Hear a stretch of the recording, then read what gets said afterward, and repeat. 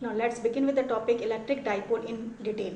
To begin with, a dipole is a separation of opposite electrical charges. That is, an electric dipole occurs when positive and negative charges are separated from each other. And it is usually seen in molecules having a covalent bonds, for example, water molecules and HCl molecules. So here, as you can see, we are having a negative charge and a positive charge separated by a some finite distances. That will constitute an electric dipole.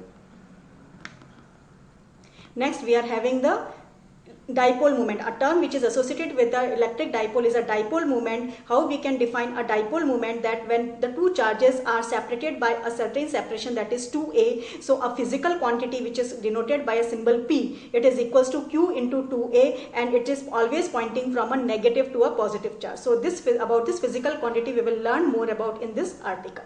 So now next we will begin with our topic, that is the electric dipole, its derivation, and what are the key steps that we will be following. So as I have already told you that a pair of equal and opposite charges separated by a small distance. So here, as in the diagram, you can see we are having a negative charge and a positive charge. They are equal in magnitude but opposite in nature. They are separated by a separation that is 2a. O is the center. Now a physical quantity, that is dipole moment, will be pointing from negative to a positive charge. So this is how we can represent an electric dipole. So what is now the dipole moment associated? Certain key points related to dipole moment are: it measures the strength of an electric dipole. That means whether the dipole will be a very stronger or a very weaker one is decided by this dipole moment. Now further, it is a vector whose magnitude is either charge times the separation between the two charges. That is, its magnitude is Q into 2a, magnitude of either of the charge into the separation between them. And it's a vector whose direction is along the dipole axis from negative to the positive charge. That means it lies along the dipole axis. Now what will be the dipole axis? The axis which joins the center of the two charges will be the dipole axis, and it is always pointing from negative charge towards the positive charge. So you have to keep this in mind. And the SI unit of the dipole moment is Coulomb meter. Now next, what we will be finding is ideal dipole or a point dipole, a new term, that is an ideal dipole. What is an ideal dipole? A dipole whose size, that is 2a, is tending to 0. That means that we are having the two charges which are separated at an infinitesimally small separation. It is very negligibly small, but the magnitude of the charge is tending to infinity. That means the charges that we are placing, plus q and minus q charges, they are very greater in magnitude, in such a way that the net dipole moment should have a finite value. Further, the examples of an ideal dipole will be the dipoles associated with individual atoms or molecules. So this is all about your ideal dipole or a point dipole. Next, a very important term that is associated with dipole is a dipole field, about which we will be learning the derivation steps in more in detail. So let us first concentrate on dipole field. It is the electric field produced by an electric dipole. And see here, we are having a dipole which is consisting of two equal and opposite charges. So the net total charge of an electric dipole is always 0, but still it will be having a certain dipole field. Why is it so? Because the charges plus q and minus q are separated by some distance, so the electric fields due to them when added do not exactly cancel out each other. Although the net sum of charge will be the 0, but these individual charges will be exerting some electric field at any of the point around the dipole. That means a dipole field is always associated with the dipole. So let's learn more about this dipole field. Let's start with an axial line. How we can represent an axial line? So it is the line joining the centers of the two charges. That means if we are having the plus q and minus q, the line which joins their centers will be called as an axial line, or any point which lies on this axial line will be called as an axial point. So here we will be finding the electric dipole.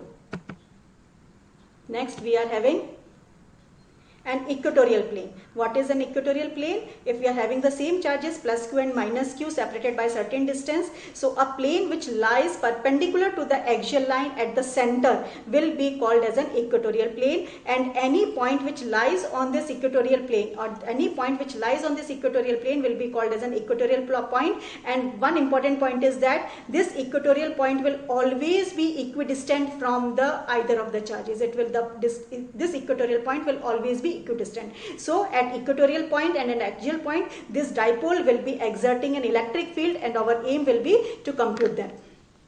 So next what we are having, let us find an expression for the electric field at an axial point of a dipole. So for that, let us imagine a situation where we are having a pair of equal and opposite charges, that is minus q and plus q, are separated by a two-way distance.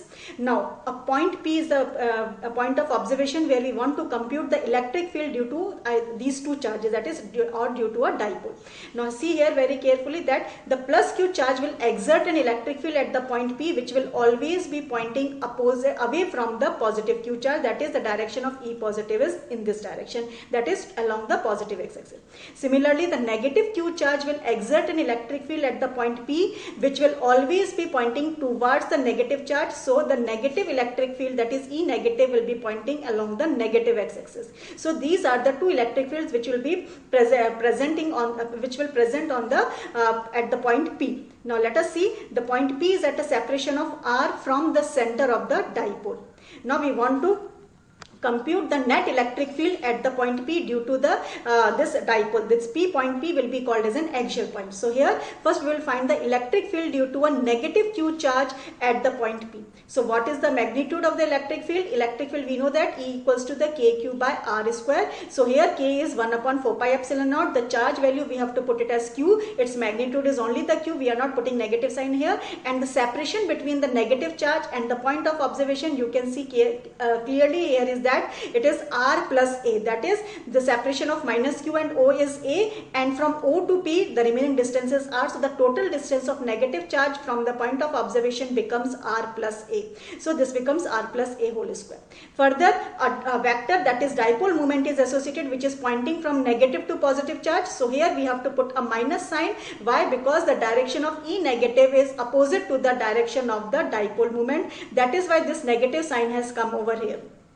So this is the magnitude of the electric field due to a negative charge. Similarly, electric field due to a positive charge at the point P, that is at the point P, as electric E positive is pointing along the positive x-axis and the dipole moment is also pointing in the same direction. So here we are having a plus sign. So the magnitude becomes kq by r square, that is q upon 4 pi epsilon naught. Now the separation between plus q and point P will become obviously r minus of a. See here only this much of the distance we want to calculate, so that will become r minus of a ka whole square, and it will be pointing in the positive x-axis. So the resultant electric field, at the point P will be the sum of E positive and E negative. So let us see, as they are there, what we will keep their magnitude. So q upon 4 pi epsilon naught. First we are putting this r minus a whole square minus of 1 upon r plus a whole square. Now if we will solve this bracket term, what we are going to get is r plus a whole square will be in the numerator minus r minus of a whole square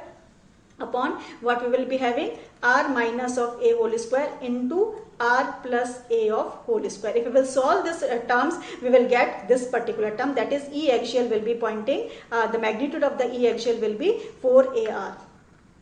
Now next, the total electric field, the net electric field E axial, if we will substitute from here, see here, physical quantity, that is P equals to Q into 2A. So from this expression, if we will take out 2A into Q, we are left with 2 into R. So we will substitute 2A into Q with P. So ultimate expression becomes 1 upon 4 pi epsilon 2pr upon R square minus A square whole square. And mind it, here E axial is pointing in the direction of the net dipole moment. It is coming with a positive sign.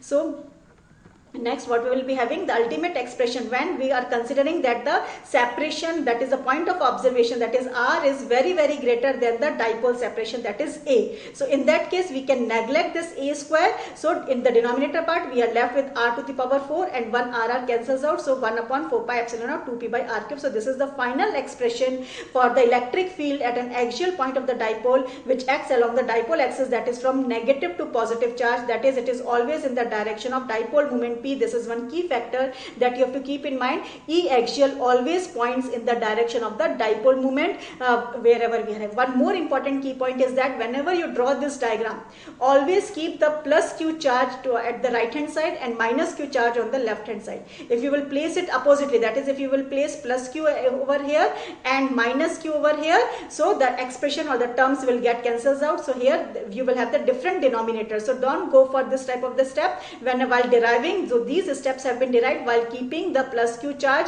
nearer to the point P and minus q charge far away from the point of observation. This is one key important point to be kept in mind. Now next, we are having electric field at an equatorial point of a dipole. As already I have explained, what will be an equatorial point? A point which lies on the equatorial plane, which is perpendicular to the dipole axis and it passes through the center. So as you can see in the figure, what we are having, a dipole of minus q and plus q charge separated by a separation of 2a. Now P is the dipole moment which is pointing from minus q charge to the plus q charge, that is along the positive x-axis. Further, the point of observation P is at a distance of r from the center of the dipole. Always we have to take this distance of the point of observation from the center of the dipole. Further, this negative q charge will exert an electric field which will always be pointing towards the negative q charge. So here we have represented E negative, the direction of E negative. Further, positive q charge will exert an electric field away from it, that is, this will be the direction of E positive charge. So these two are the vectors and their equivalent is represented along this direction, that is E equatorial. Further, the separation of point of observation from either of the charge will be the under root of r square plus a square. From the Pythagoras theorem, applying in this right angle triangle, we will get this expression. Now we will find the magnitude of each of the electric field. What we can have, just see. Here we are having E positive will become kq by r square, so 1 upon 4 pi epsilon naught q by the separation between P and plus q is under root of r square plus a square, so we have to remove the square, so ultimately we will get r square plus a square. Similarly, electric field due to a negative q will become the same, 1 upon 4 pi epsilon q upon r square plus a square, because both positive charge and negative charge are at equal distance, they are equidistant from the point of observation P. So here we are, one key point is that although this is the electric field due to a negative charge, but here we have not placed a negative sign over here. We have to keep a positive sign here only. This is a very important key point. Generally the students do the mistake where they put the negative sign along with this, keep thinking that this electric field is due to the negative charge. So this mistake you need not to do that. Here this is the direction we have to take into consideration. Here we have taken only the magnitude of the charge. So by this what we are finding is that E positive and E negative, they are equal in magnitude. So here negative sign will not come. Further, what will be the resultant electric field at the point P? Now this is a very important step in its derivation. So here E equatorial, how we can get this final E equatorial? See here, E positive, in this diagram if you will notice, E positive is a vector. We can resolve it into its two components. One will be the E positive sin theta, which is pointing along the positive y-axis, and the other is E positive cos theta, which is pointing along the negative x-axis. So E positive, on resolving here we are having, this is the angle theta. So accordingly, E positive and E cos theta, they are perpendicular to each other. They are the components of this E positive net electric field E positive. So we have resolved. Similarly, E negative is again a vector. Take resolving into its component part. One is E negative sin theta and another one is E negative cos theta. So their direction I have shown. So E negative sin theta is pointing in the negative y direction. Here we have seen that in this step we have seen that E positive and E negative, they are equal in magnitude, but here at the point P their sign component are pointing opposite to each other. So these sign components get cancel out each other, whereas E negative cos theta and E positive cos theta, that is their cos component, gets added up. So we are getting this expression E equatorial is the, now negative sign is introduced over here. E negative of E negative cos theta plus E positive cos theta. Now why we have introduced this negative sign? You can see here in the diagram, this dipole moment vector is pointing from negative to positive charge, that is along the positive x-axis. Whereas E equatorial is pointing along the negative x-axis. So E equatorial and the dipole moment, they are pointing oppositely. That is why we have introduced the negative sign here. This is a very important factor. Here in E negative expression, we have not put the negative charge. Here, including when we are taking the sense of direction, then only we have included this negative charge. So this one is the one most important key point where the students generally do the mistake in substituting the sign. So I think I have cleared my point. So here E equatorial is negative of this much. So next we will on putting their magnitude, that means E negative and E positive, they are equal in magnitude. So what we are having, twice of E negative, E cos theta, and pointing in the dipole moment vector. Now our next step is to put their magnitudes value. What will be their magnitudes? Further, what we know that here -2 we have kept it as it is. Now E negative value we will put from this expression, that is 1 upon 4 pi epsilon naught q by r square plus a square. Further, cos theta, if we want to find the value of cos theta from a triangle P minus q and O, we will get cos theta as a upon under root of r square plus a square. So here we have to put the expression for cos theta. On further solving the like terms, we will get minus 1 upon 4 pi epsilon naught p upon this one will become r square plus a square whole to the power of 3 by 2. So here you have to solve only the denominator part. Rest we have substituted this 2q into a as p. Here one substitution what we have made, again dipole moment we have placed as 2q into a. So the numerator part entirely we have replaced with the dipole moment. So what we are getting, this is the expression for E equatorial.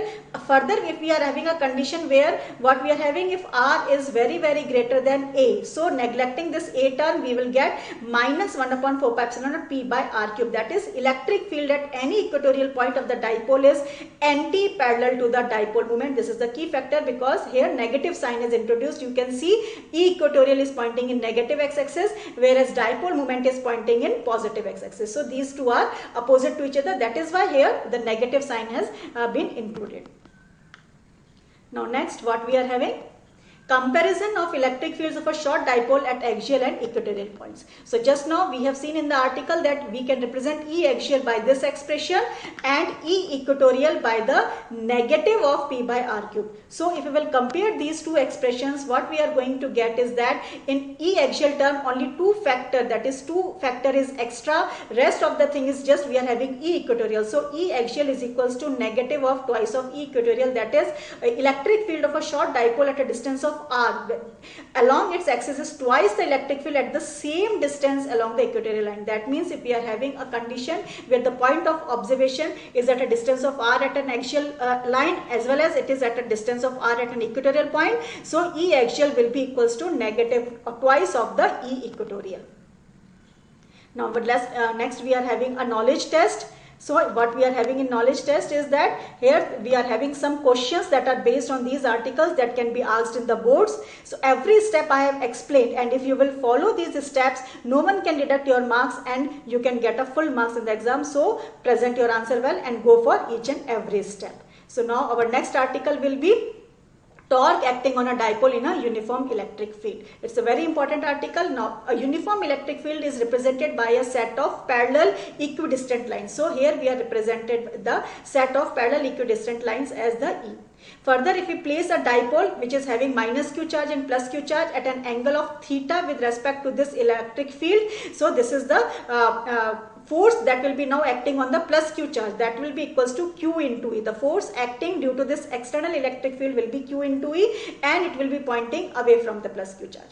Similarly, the electric field will exert the charge force on the negative q charge which will be pointing in this direction, negative x-axis. So further, what will be the dipole moment of this dipole? It is equals to q into 2a. Further, the force exerted on the charge plus q by the field is qe, which is along the direction of the electric field, whereas force exerted on the charge negative q is minus qe, which is opposite to the electric field. That is why we have included the negative sign. If we will find that these two equal and opposite forces cancel out each other but they constitute a torque. Now what will be the definition of the torque? It is the product of either force into the perpendicular distance between them. Now if you want to find the perpendicular distance between the positive charge and the negative charge, it is represented by this factor, that is 2a sine theta, where 2a is the separation between the two charges and theta is the angle at which the dipole is inclined with respect to the electric field. So what we have to put? The magnitude of the either force. So this q into E, we have magnitude only we have to put. So this we have taken it from this expression. Further, qe into 2a sine theta is the separation, perpendicular distance between the plus q charge and the minus q charge. On solving this, that is on substituting q into 2a with dipole moment p, we are getting pe sine theta. Since p and e both of them are vectors, so we can represent it as torque is equals to P cross E. So this is the final expression for the torque. Next. Okay.